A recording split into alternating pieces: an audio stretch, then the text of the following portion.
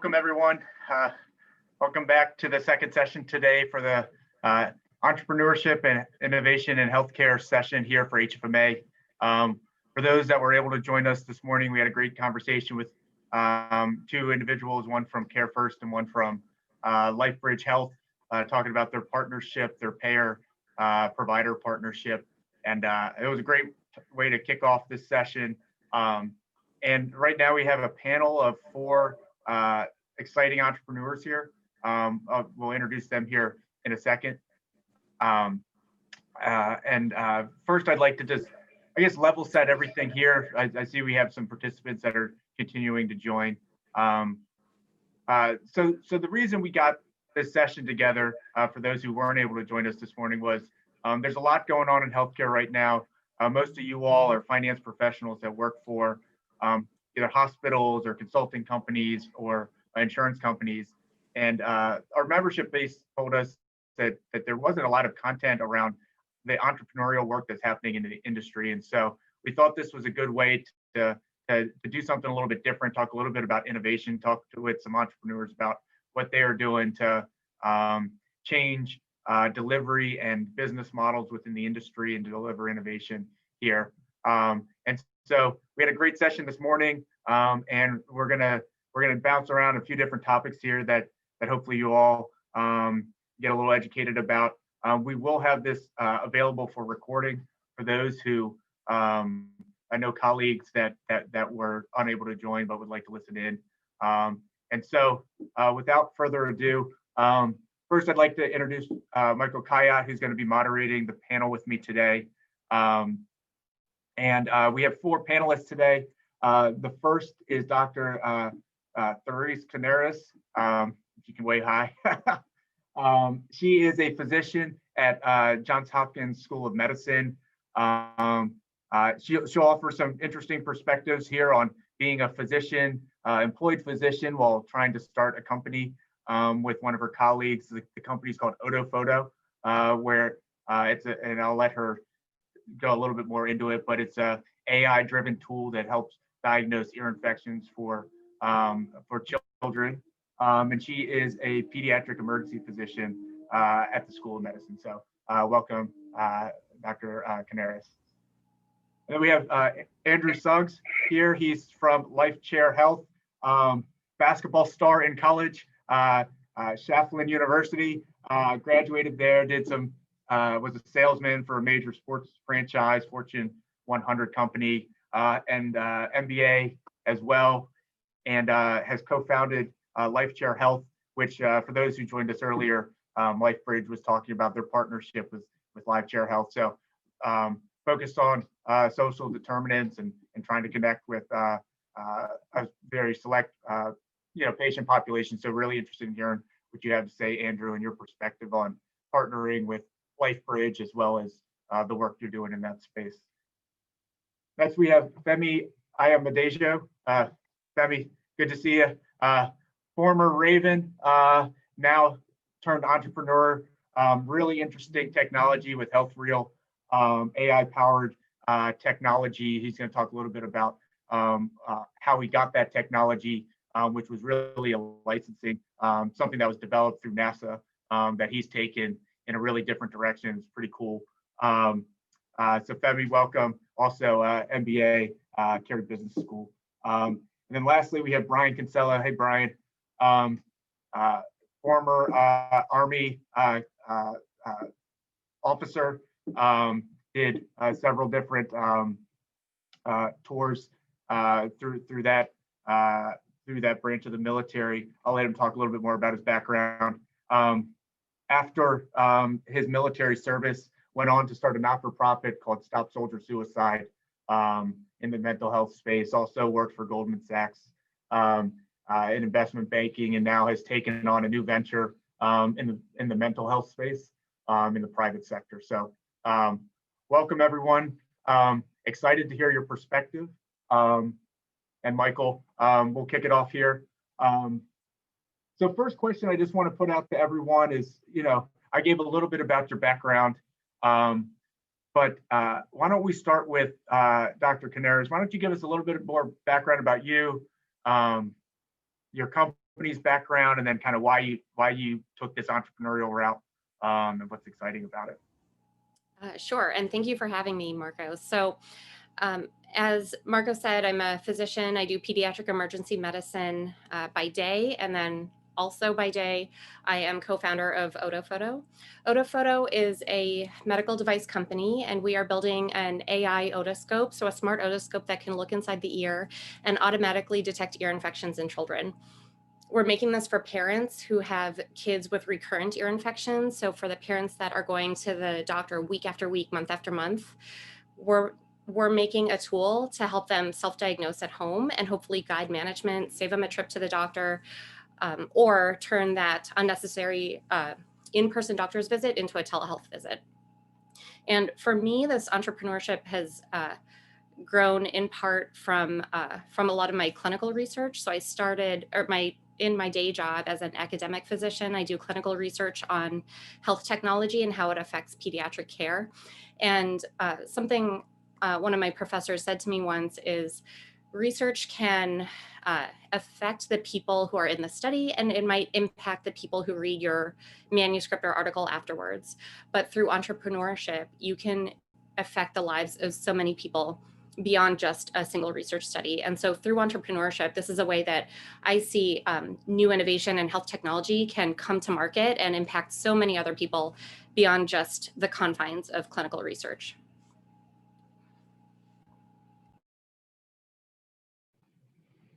Andrew, why don't you go next? Yeah, great. It's a tough act to follow, but yeah, my name is Andrew Suggs, so co-founder and CEO of LiveChair Health. As Marco mentioned, I was a collegiate athlete turned businessman when I realized I was vertically challenged and the MBA was not in my future. So I built a scheduling and booking and payment processing platform primarily for African-American barbers and pivoted the business into healthcare during a time when my father's health began to decline a year or so into the venture. And unfortunately, my father passed away 4 months ago from congestive heart failure at the age of 56. So this business is a tribute to my father and helping others who look like him to live a longer and healthier life. And so what we do is we contract with non-clinical resources like barbershops and hair salons to bring engagement, access, and influence to healthcare organizations like systems and health plans, and also government organizations as well. Thank you, Andrew. Very cool stuff. Femi?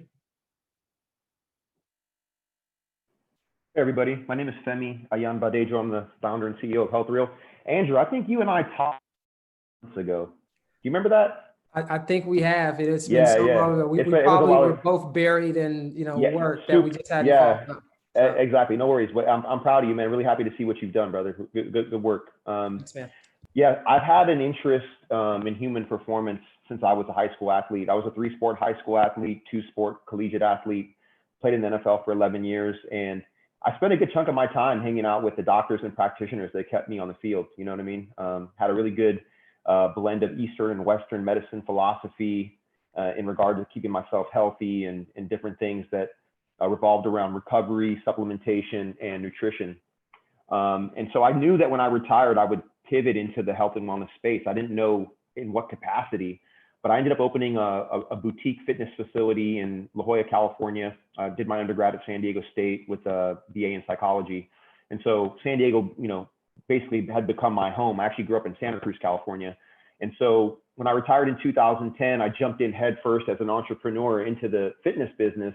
We bought a space, built it out, signed lease terms and agreements. We split the equity amongst 3 different co-founders, and I went and got my nutrition and personal training certification. I did all that like in a 3-month period.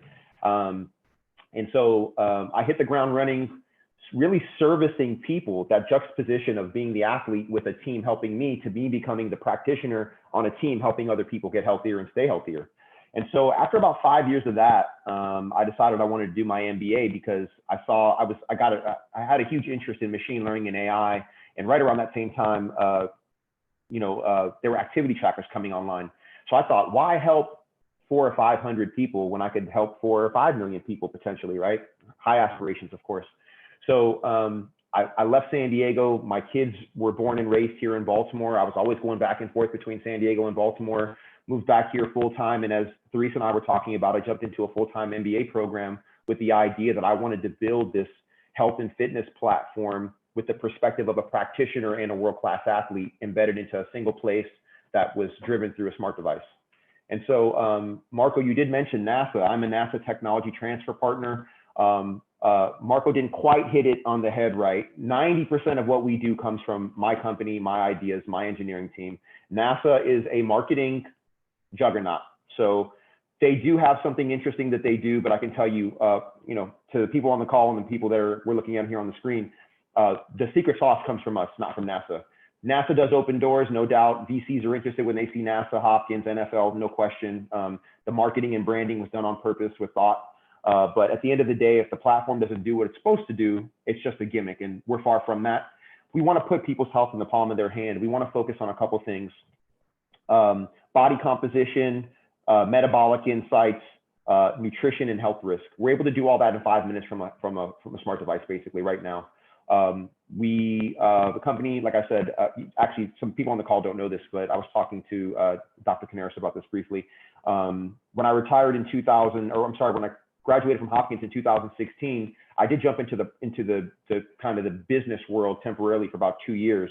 And the minute I was able to get out of that and build HealthReel, I left and have been doing that ever since. So HealthReel was founded in about 2017. And basically, we've been gathering data, streamlining our AI, machine learning algorithms, and beta testing. We're going to go live with our go-to-market product probably in April, with our fingers crossed. I apologize if I did not articulate that. You gave NASA too much credit, Marco. Sorry. Yeah. I know. A lot of these, there's a lot of technology that sits in these places that go unused, and when entrepreneurs can tap into it and license that, they can really take it off. You know what I would love to do is, if we get a chance, I would love to talk to the panel about the tech transfer process and how valuable it can be and how easy it can actually be. So that could be something that we could pivot back to later. Yeah, no, and I think that's part of one of the follow-up questions. So we'll get back to that. And then Brian, why don't you give us your background? Yeah, thanks, Marco. And it's great to be here with everyone today. Andrew, I'm sorry about the recent passing of your father, and it's incredible what you're building and really what everyone's building here on the panel today. My background is really one rooted in service. I joined the Army ROTC program at Johns Hopkins as an undergrad after 9/11 and was part of one of the first commissioning classes of military officers. Spent about 4 years out of my 5 years on active duty overseas. And it was really on active duty that I saw firsthand the problem of really Army soldiers not getting access to mental health services and other derivative services that was manifesting itself into a very high incidence rate of suicide. And so when I got off active duty in 2010, started an organization with two actually fellow Hopkins Army ROTC brethren. It's called Stop Soldier Suicide, and it's really grown into one of the largest technology-enabled mental health and suicide prevention organizations in the country. We serve clients in every state, and our clinicians do virtual care coordination, both clinical and non-clinical, into about 4,000 resources across the country. We're starting to do actually some very interesting things, working with some partners around using AI and ML to do predictive analytics around suicide prevention. And it's really leading edge in the suicide prevention and mental health landscape.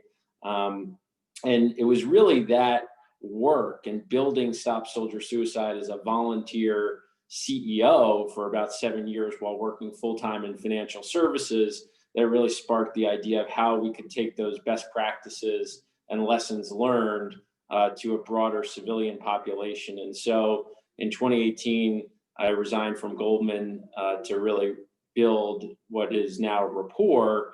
And my partner and our co-founder and chief medical officer is a gentleman named Dr. Fred Cass, former vice chairman of psychiatry at Columbia. He helped build a lot of the preeminent mental health programs at Columbia, at New York Presbyterian in New York City. And we're really now focused on how we build the best online mental health care company to deliver telepsychiatry, teletherapy, or psychopharmacology, psychotherapy to those in need. And so really excited about the opportunity to be here today and to talk more about the entrepreneurial journey. Thank you, Brian, and thank you everyone for taking the time to join us this afternoon. My name is Michael Khayyat, and I'm very excited to be moderating this session as well. So maybe for our audience members, maybe sticking with you, Brian, can you tell us a little bit more about what does a day-to-day look like? And do you have a favorite entrepreneur sort of story that our audience member can learn from or reflect upon? Sure. Well, I'd say the day-to-day is being now a full-time entrepreneur from really an entrepreneur trying to build a company while also working full-time in financial services, which is a pretty onerous job in and of itself, is really, it's the ability to be flexible, to adapt, iterate, and constantly improve, whether that's, personally or on behalf of the organization, every day, depending on where you are in the entrepreneurial journey and how well capitalized your business is, you're potentially wearing a multitude of hats, right? So you're always trying to find ways of creating operating leverage for yourself as being really only one person, but trying to do the job or role of many, many people. And, I'd say for me, the biggest lesson that I've learned, and really having, again, looked, failure in the eye many times. And I'm sure, for those of us who have had to overcome any challenging aspects of our lives can assimilate to this, is that, things are really hard, and there are a lot of dark days, and there are a lot of times when you think that the odds are insurmountable, but you take a step back, you breathe, you reevaluate, reassess, and try to attack it from a different angle, always knowing that, oftentimes the problem contains the solution. And so it's really the, at the core of it, just never giving up, never quitting. And I think that that's ultimately, for me, the most important lesson that I've learned after a decade plus of building, not just one, but now, two organizations. That's wonderful. Thank you for sharing. Femi, does that sound too familiar to you? How does it look on your side of the equation, and sort of what lessons resonated with you as well? Yeah, I think Brian hit the nail on the head. Someone told me not too long ago, those that believe will have success, those that are patient will have even more success, but those that don't give up will have the most success. And I know that's cliche, but someone reminded me of that a while back. And that's one thing about me, I'm a grinder. I love to grind. And you have to embrace the grind. It's kind of a football thing we say in the locker room all the time. It's like, hey, you got to embrace the grind, dude. They don't care if it's cold. They don't care about the weather. You still got to go out there and hit and do what we got to do to be prepared to play a football game, And some of those principles carry over into business. You have to be ready to go out there and figuratively hit. That's what's required sometimes. Sometimes it's shaking hands and, hugging. Not a whole lot of that happening right now, obviously, with COVID. But, I think that for me, a year ago around this time was probably the most stressed out that I ever was. And Brian's words reminded me of this. We had an issue in our algorithm, and the data was coming back incorrect, like at a high level that was completely unanticipated. And I had a horrible Christmas mentally. I didn't tell my kids, didn't tell my family. I just had to sleep with it because I didn't want to ruin their holiday. But for about a 2-week period, I didn't know how to fix the problem. And I had to really ideate on it and think about it and go back to the drawing board. The problem has been fixed since. But I did not have a good Christmas last year because of that. And I think that someone asked me recently on a podcast, what keeps you up at night? And I said, nothing. Because if I want to, I could be up every night because there's always something to keep me up. But I choose to sleep and rest and recover because I'm not going to be valuable to anybody if I'm up at night all the time. Now, it doesn't mean I sleep good every night. I'm going to be honest. I don't. But I think that what I'm trying to do, and I've always been a person who likes big things. When someone tells me I can't do something, I go, okay, well, watch. I'm gonna go do this. I'm gonna go do that. I do feed off some of that negative energy, so to speak, when people doubt me. But I wouldn't want to be doing anything else because I believe that as an entrepreneur and as the CEO of the company, I would rather have it on me and have me make the difficult decisions than sit back and hope that someone else makes that decision. If I make the mistake, I will do my best to rectify it, change it, fix it. But I will I will not run away or hide from difficult decisions and tasks. I actually, I think it's important to embrace those as a leader. And sometimes you have other leaders with you that can help share that burden. But oftentimes when you're the CEO and you're low on capital, you're not capitalizing. Brian, I feel like I need to just bring you along with me everywhere I go, because I think your words are really resonating with me. But you know, some of the difficult things that come with being an entrepreneur, on the flip side, there's so many positive things that come when you have that aha moment, when someone appreciates what you're doing, or when someone says, hey, I hadn't seen something like this yet, or this solves a problem that we have. There's just as many good sides to being an entrepreneur as there are difficult ones. But I think I just really enjoyed the full process. Yeah, and thank you for sharing this. And you know, I hear grind, I hear persistence, I hear doubters, I hear staying up at night a lot, and hopefully that's becoming less of an issue for you. Andrew, what do you think keeps an entrepreneur going day to day, realizing that this is not a short-term sort of path for everyone, and it takes a lot? It could be there's ups and downs. How do you stay focused? How do you stay, you know, motivated day to day, realizing that you may not get it right at the first time, and sometimes an algorithm may go off? Yeah, I think for me, and as for all entrepreneurs, the moment you realize that you're crazy, you can have a sigh of relief. And crazy in the sense that, you know, we've all left budding jobs that are much more lucrative than the ventures that we're in right now. Like, no one knows as an entrepreneur if this is going to manifest into something, you know, larger than what you were earning, or the opportunity cost of what you could have earned if you stayed on that path in corporate. So I think what keeps me going is perseverance, right? I'm similar. Cut from the same cloth as Femi, as a former athlete, right? This is no different than having to wake up at 5 o'clock, 2.5 hour practice, go to weights, squeeze in, you know, a 10-minute bite to eat before your first class. Then you have your next class. Then you have your midday workouts. Then you have study hall. Then you have 2 more classes. Then you have to go to practice for 4 hours. Then you have to find it. So like entrepreneurship, I've been doing that for the last, 10 years, even though officially I've been in entrepreneurship for 4 years.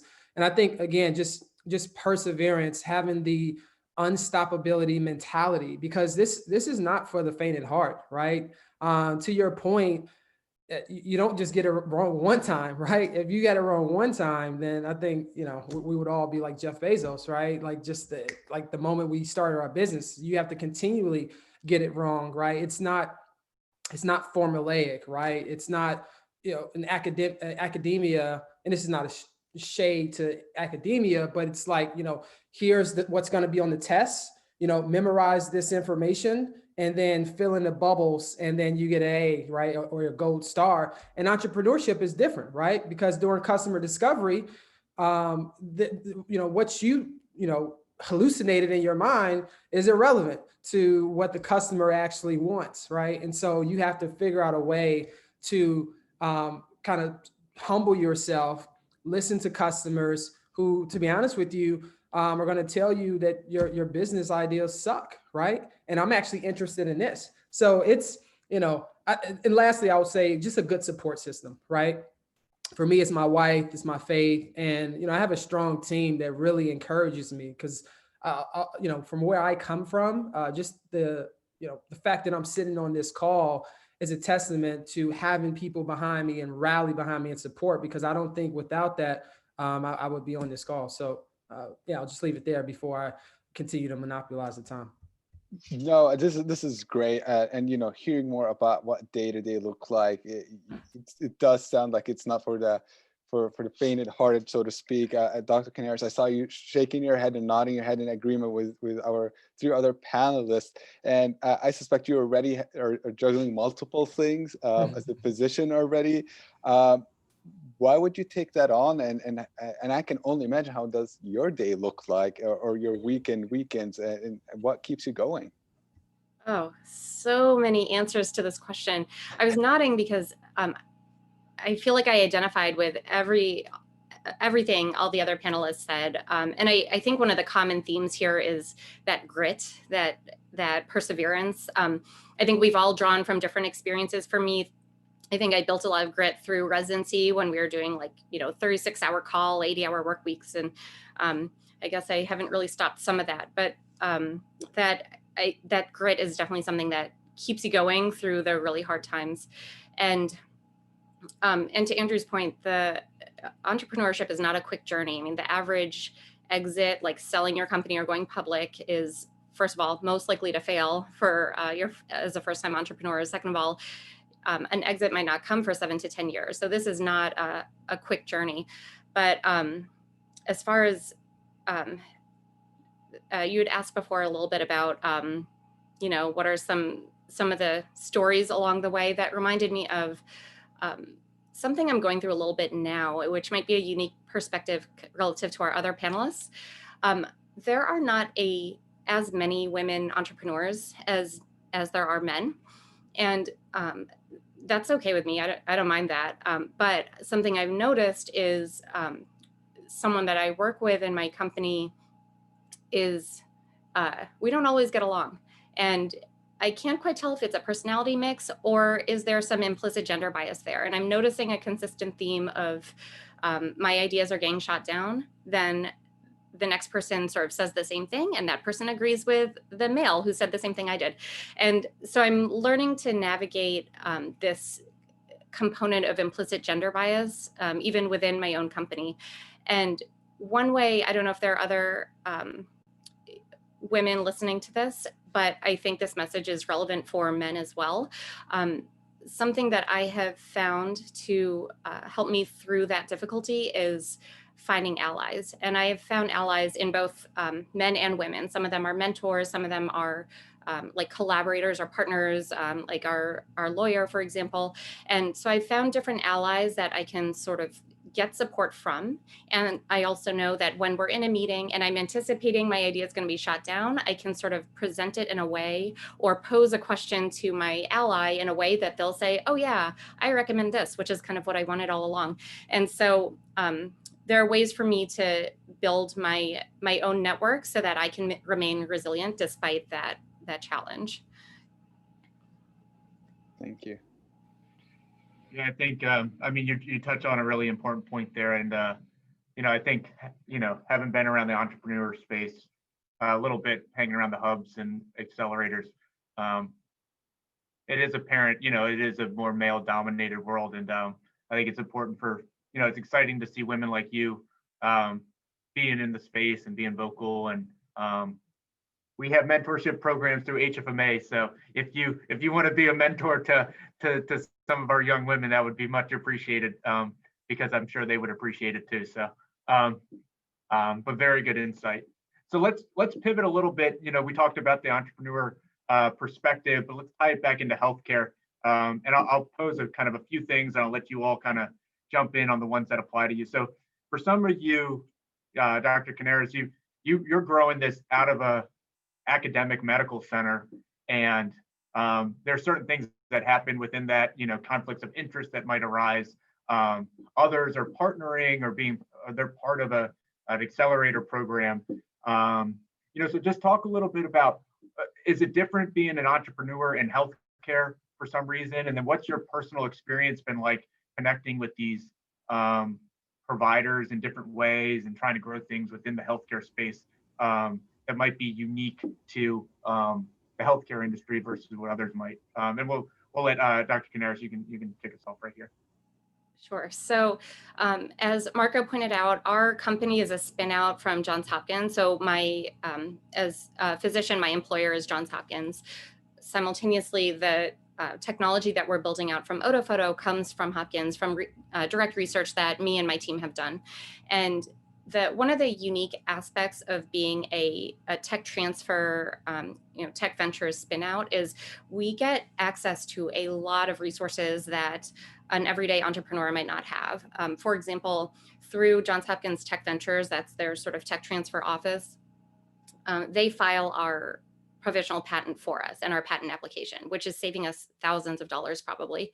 They have the Fast Forward program, which is basically an accelerator space. There's physical lab space to build your technology, do your R&D, but then there's also free or discounted legal support, grant writing support for like some of the common grants like SBIRs, STTRs, the mentors and residents they basically offer to mentor teams like ours. And these are mentors who have raised tens of millions for their own companies, or they might have dozens of patents.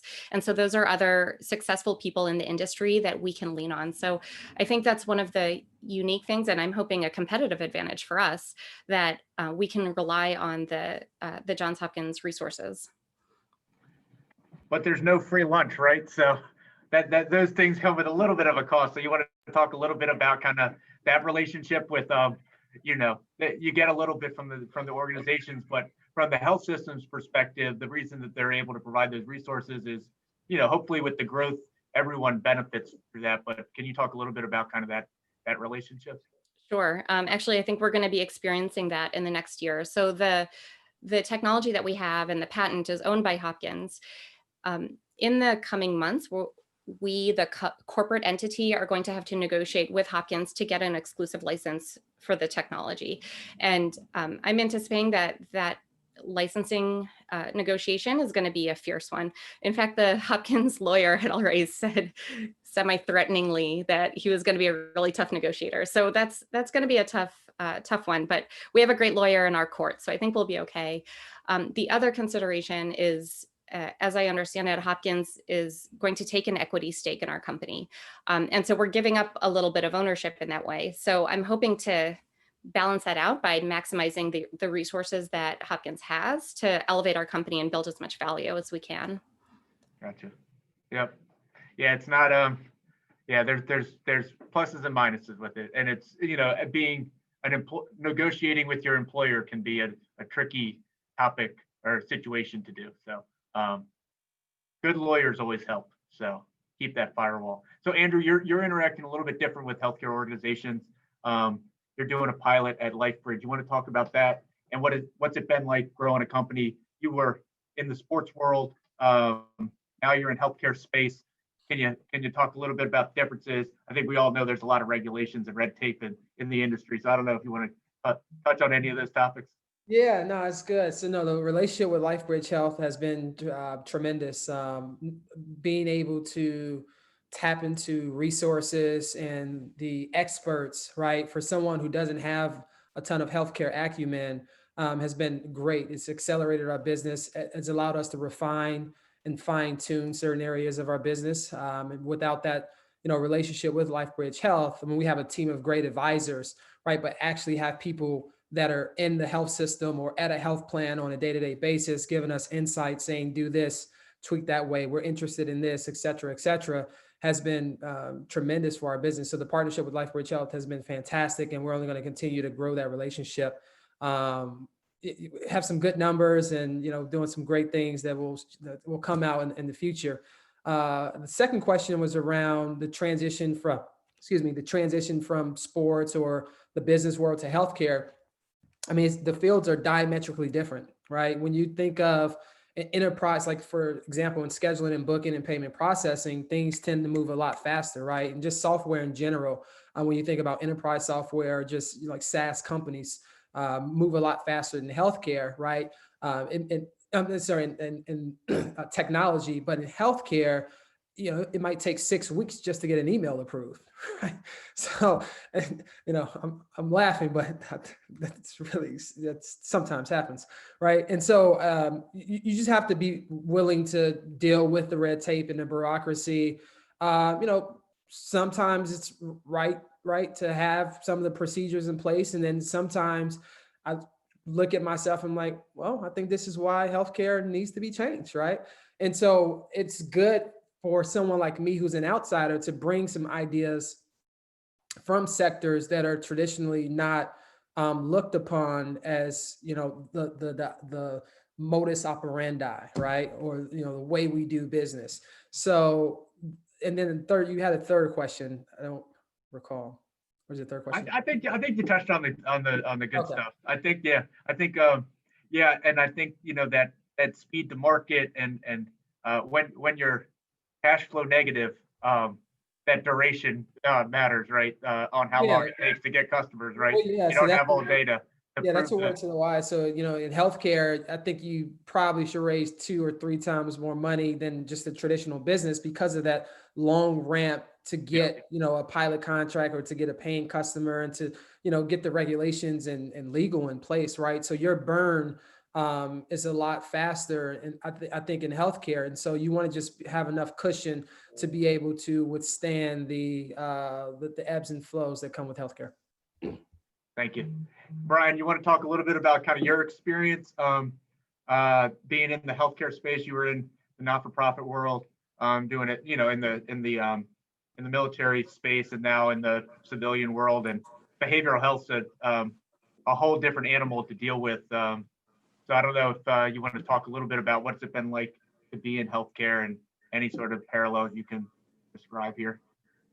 Yeah, sure. I mean, I guess first and foremost, I come at everything with the attitude of, someone who, commanded troops in a war zone, right? Like you just have to make it happen to accomplish the mission.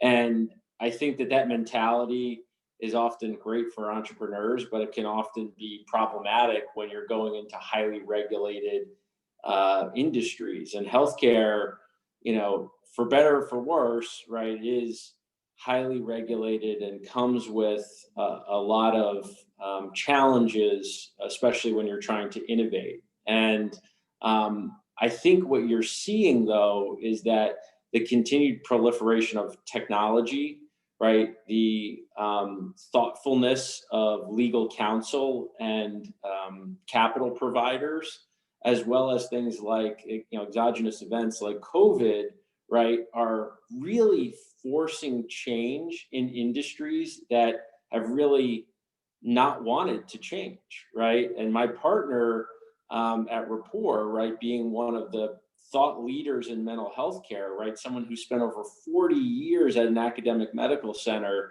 actually a Johns Hopkins medical school grad, right? I mean, very familiar with these premier academic medical center institutions, right, is looking at some of the things that are happening in the landscape and is kind of, shocked by it, right? But the point is, and I know this is part of a later question, right, you're seeing margin compression across the industry. You're seeing technology change the delivery of healthcare, of pharmaceuticals, and it's really forcing the industry writ large to have to adapt. And, that creates a lot of opportunity, but that tension also creates, I think, a lot of diametrically opposed forces. And so, and going back to the opening comment, right, I do think that at the end of the day, if you're going to drive innovation, right, you're going to have to, break things, right? It's just a function of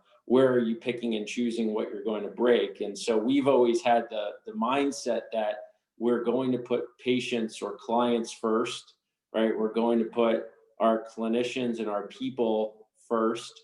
And that if we're going to break anything, let's break things around kind of technology, maybe around, innovating on the regulatory side, right? Really think a lot about ethical growth versus growth at all costs. And, what we're seeing a lot in mental health right now is that you're seeing more and more of what, I think people in the industry are calling pill farms or pill factories, right?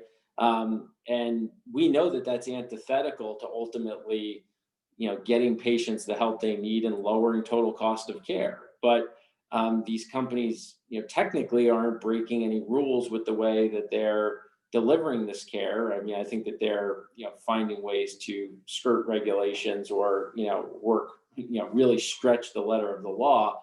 But our point is that ultimately we want to build the best foundation, for the business that's going to win long term, right? Really keeping those principles and those values in check. And it's really hard to do. And so I think there's got to be this balance of, you'll do whatever it takes as an entrepreneur to succeed, but especially when it comes to healthcare and people's lives, it's just so very important. It's paramount that growth and patients and people are really kind of kept top of mind above all else. Otherwise, you're really sacrificing ultimately what you're looking to innovate and change.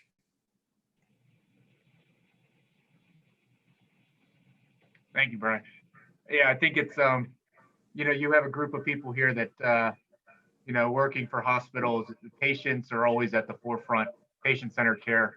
And so any technology or changes we adopt, need to have that first and foremost. And so working with entrepreneurs and startups and, companies like that, it's good to know that they're aligned in principles as they grow their companies too. So, Femi, anything to add here before we pivot to some talk about finances and value proposition? Yeah, I'll keep it brief because I kind of stay away from the monoliths that are kind of health insurance in general, because I'll say that we are a health assessment and health education company.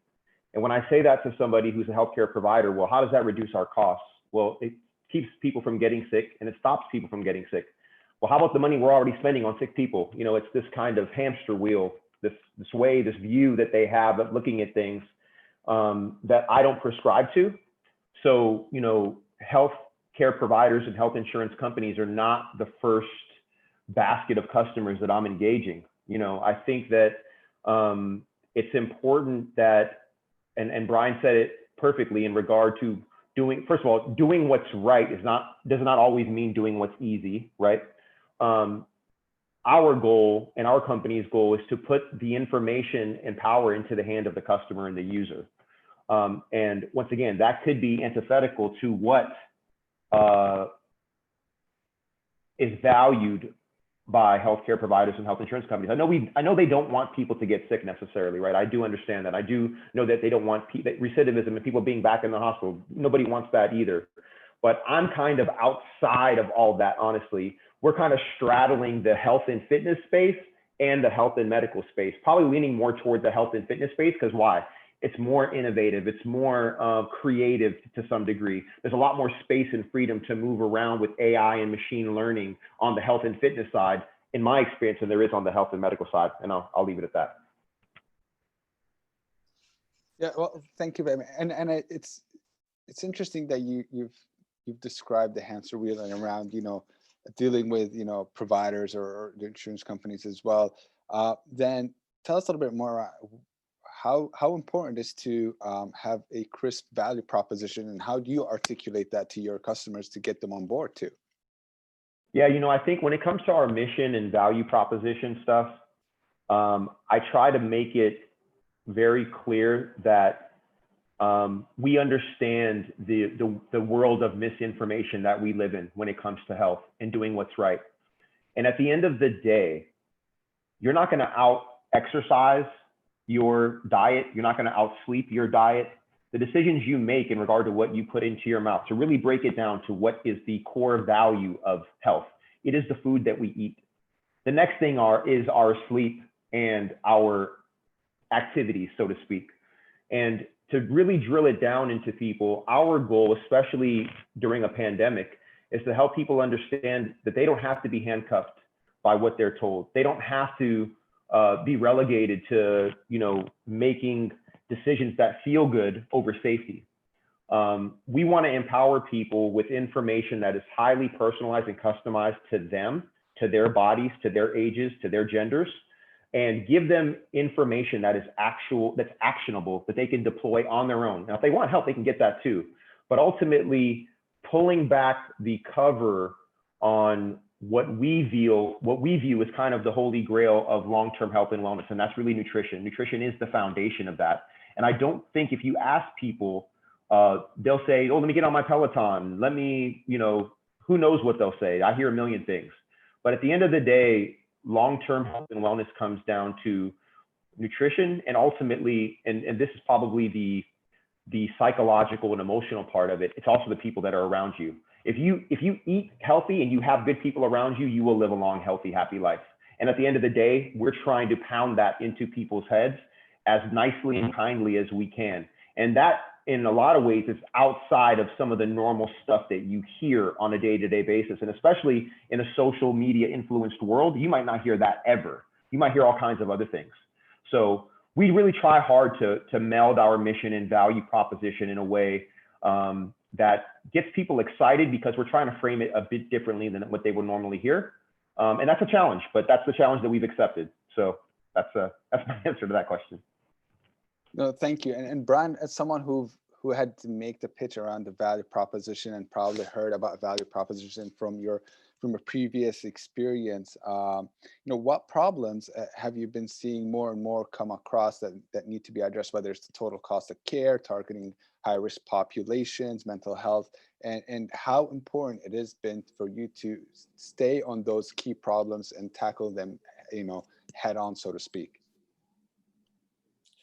Yeah, I mean, look, post-pandemic, you're seeing a sea change in the way healthcare is consumed in this country. You're seeing non-traditional players come into the space. You're seeing very well capitalized, venture-backed companies come in and again do things that are antithetical to, I think, what traditional clinician-led practices would do.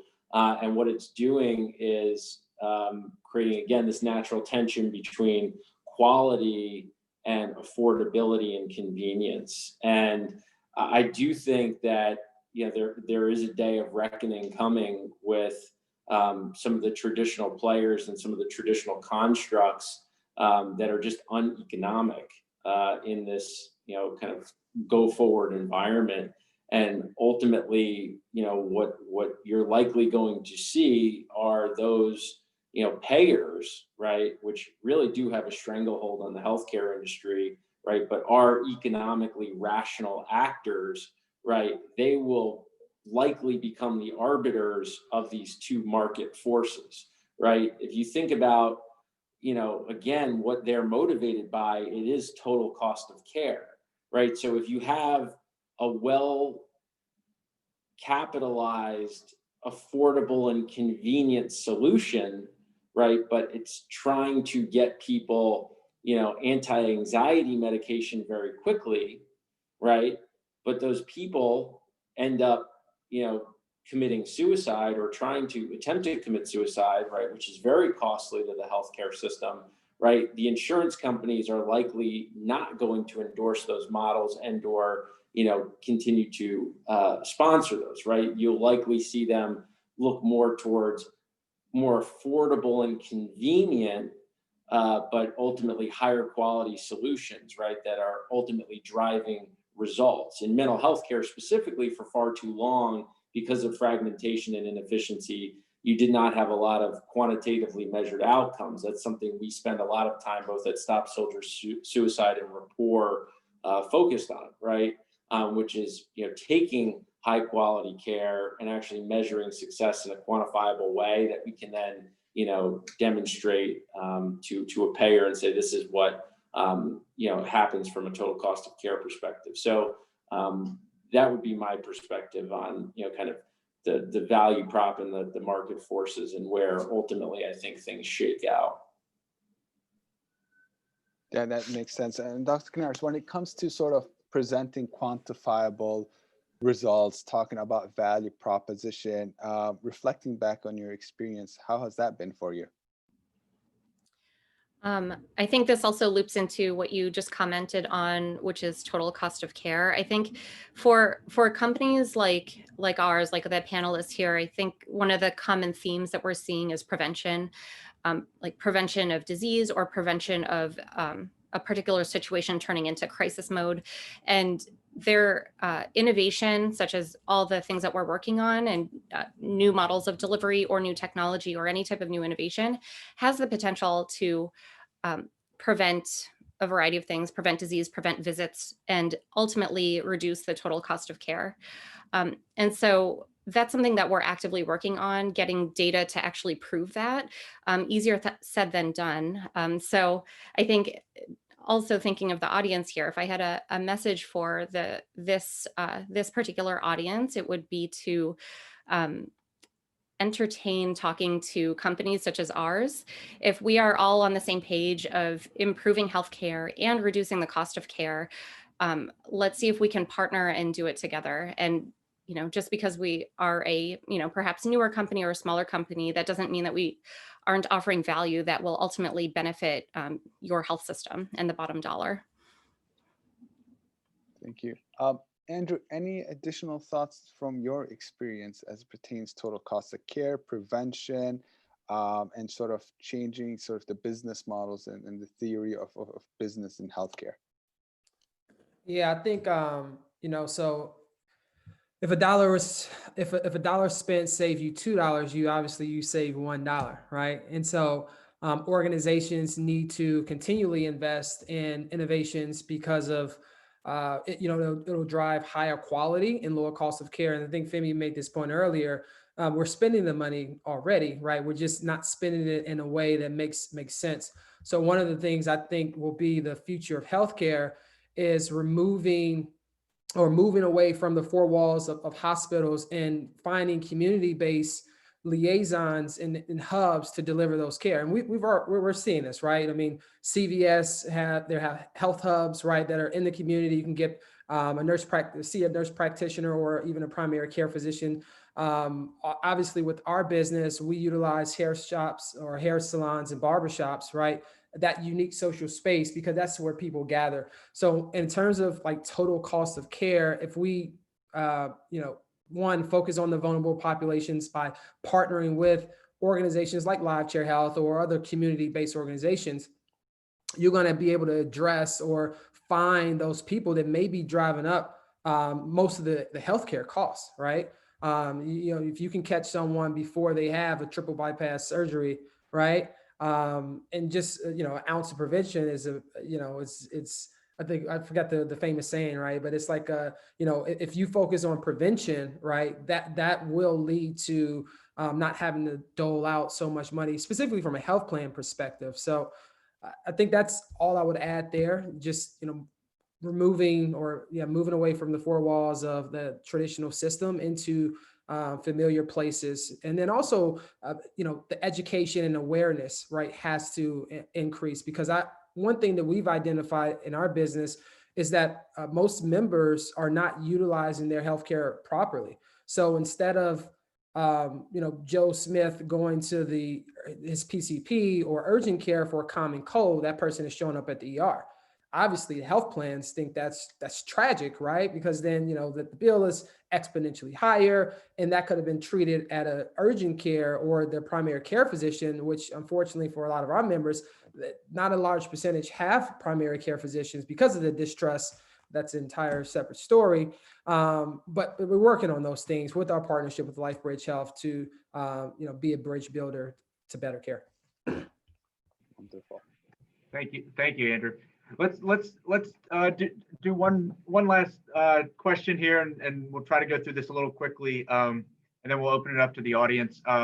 So like I told you all, a lot of hospital finance people, part of our membership base, used to evaluating business plans based on traditional finance metrics of, I buy an MRI, I get so many scans through that MRI, and here's the capital cost, and here's the the cost to run the machine and the revenue associated with that, and I can see my payback. And I think we all know we're seeing different reimbursement models evolve in the space, different incentives, value-based incentives that are put into place, but there's still a lot of those traditional reimbursement fee-for-service incentives out there. So what's your pitch to this group on how do we evaluate that when you come to us and you want to sell us your technology, if you're trying to sell it to a hospital or a health system or insurance company? How should we be viewing this, knowing that we have short-term margin pressures and those dollars compete with other capital, strategic capital? So how should we think about this? Andrew, let's start with you. Here. Yeah, so I think it's similar to what I mentioned around a dollar. If you spend $1 and you save $2, you're saving $1, right? So and naturally, if you're saving that money, you're able to invest into delivering higher quality and lower cost care. And if you're delivering high quality care at a lower cost, that's going to reduce some of the pressures that you have. So I think it takes a shift in mindset and looking at opportunities that might be foreign but have big impact, right? So I applaud LifeBridge Health for taking a a chance on Live Chair Health and to partner with us, because we're seeing great returns, and just the learning that we're having, we're going to have a massive impact on one of their communities that's really been ravaged, to be honest with you, and been marginalized for a time, not by Life for Health, just for clarity, but just the system in whole, right? Because it's distrust, right? And so if we can reach and engage and influence and access, populations a lot sooner, that's naturally going to lead to lower costs, which would, eventually kind of decrease the pressure that a lot of these CFOs have, in my honest opinion. Yep. And I think the other three are you're all really direct to consumer, but and maybe you think about kind of that next stage models. But Brian, why don't you jump in here? Anything this group should be thinking about, whether specifically for your company or other similar companies as they're looking at kind of ROI on some of these things? Yeah, I mean, I have a slightly different lens that I look through, right? Which is one of, being an investment analyst for a long time, right? Being a capital allocator, predominantly for later stage public companies, but also, I've done a lot of early stage venture investing as an angel. And, look, at the crossroads of Excel and PowerPoint, right, we can make a financial operating model or projections, say whatever we want, but ultimately, I think if you have a really good business plan and it's stress tested and it's married up with an operating model and key milestones and those value inflection points, and then you're executing on a trajectory where you can demonstrate repeatability of a business, right? Once you have product market fit, right? And you can really distill it down into something that a capital provider can understand, even if you're running potentially a business that, has near-term headwinds, whether that's margin compression or, patient acquisition costs that are higher, right? Ultimately, it's really about articulating, right, what the long-term business model is and the backwards plan of how to get there. And so I do believe that, again, capital providers generally are rational economic actors, and therefore, if you have a good plan and you're executing against it, or can explain, the variance of how you're successful or not, I mean, that can be a very powerful tool to also, support a great team, that's coming out of, a great, academic medical center institution alongside some great technology and other things. Dr. Canares, anything to add as far as kind of that ROI look, or how finance people might look to license your technology for their patients, or any sort of thing? Because I imagine that primary care physicians, large groups, could be a very attractive group to partner with here. Yeah, I'm hoping so. I'm thinking even beyond our product, because our product we are creating it as a consumer product, but thinking from the healthcare system perspective, it reminds me of two examples. So one is Palo Alto Health Sciences. They created FreeSpira, which is a digital therapeutic tool. I think it's an app-based tool that helps coach someone through an anxiety attack. And they have data that found that their users had significantly fewer visits when they would use that tool. Another one is a local Baltimore startup that was also a Hopkins graduate spin-out, Tissue Analytics. They also did a sort of AI-based pressure ulcer detection and pressure ulcer characterization. And they found that I think, I'm not recalling the exact numbers, but they were able to save a hospital millions of dollars from preventing later stage ulcers from developing. And so the lessons I take from that is ask companies who are presenting you with this new, awesome, amazing technology, how is this going to affect us financially? Is this going to save us money? How much money will it save? And I think that's a very valid question that on the business side is something that we need to be prepared to answer. But from your end, if it's saving you on the scale of millions of dollars, I think that's worth taking into consideration. Yeah, and I think, you touched on a good point. There's a lot of problems out there to solve. It's just how big the problem is sometimes. We can create things that do a lot of cool things or address problems, but the size of the problem is important too. Femi, I know we didn't get to you. We're actually at 3:30 here. I want to make sure we get to any questions that might be out there from the panelists or from the audience. I know we're buttoned up right here on time. So if there's anything, just type it in the Q&A chat bar. I know we hit a lot of topics here, so there might not be much out there. We covered a lot here in this hour.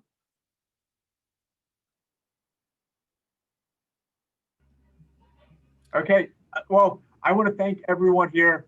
A phenomenal panel, group of people, well accomplished, just really cool group here. Thank you very much from HFMA and all our members. We have been recording this, so we will be putting this up on the website for our membership base, and they do like listening to the recordings. And so thank you very much. Exciting, great day here for entrepreneurship and innovation in healthcare. And thank you all for joining us today. Thanks. Hi, everyone. Thank you all. Thanks. Thanks for having us. Thanks.